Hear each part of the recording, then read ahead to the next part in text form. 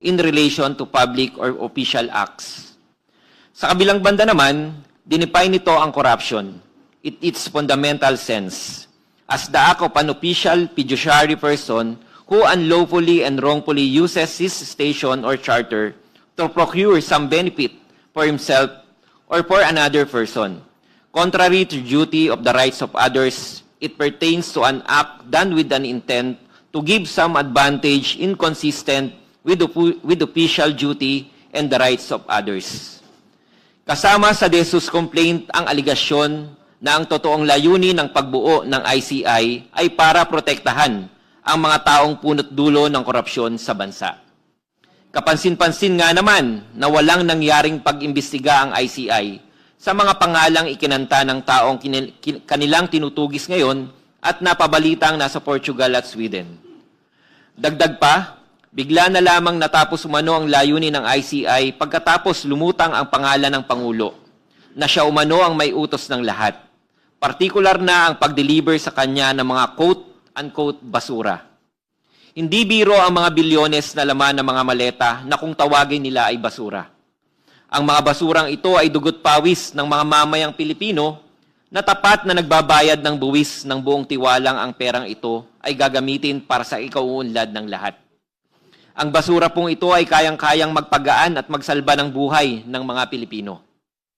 Ang mga basura pong ito ay kayang makapagpakain, makapagpaaral at makapagpa-ospital at makapagbigay ng maayos na tirahan sa bawat pamilyang mas nangangailangan.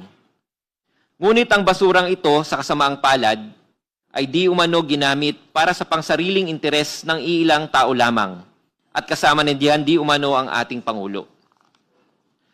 Pangalawa, culpable violation of the Constitution. Binanggit na ito ni kagalang-galang na si Father Bernas sa kanyang komentary na The 1987 Constitution of the Republic of the Philippines. A commentary na the culpable violation of the Constitution must be understood to mean willful and intentional violation of the Constitution and not violations committed unintentionally or involuntarily, or in good faith or through an honest mistake of judgment. Kasama sa complaint ang aligasyon na nagkaroon ng Pangulo ng pag-bypass sa ating justice system ng kanyang hinayaang maipadala ang dating Pangulong Presidente sa ibang jurisdiksyon, partikular na sa International Criminal Court para doon litisin. Nangyari ito sa pamamagitan ng pagkilos ng PNP na alam nating lahat ay sumusunod at nasa ilalim ng direktiba ng ating Pangulo. Pangatlo, betrayal of public trust.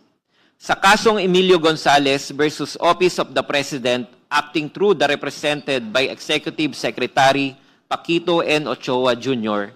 et al., sinabi ng ating Korte Suprema na the Constitutional Commission eventually found it reasonably acceptable for the phrase betrayal of public trust to refer to acts which are just short of being criminal but constitute gross faithlessness against public trust, tyrannical abuse of power, inexcusable negligence of duty, favoritism, and gross exercise of discretionary powers.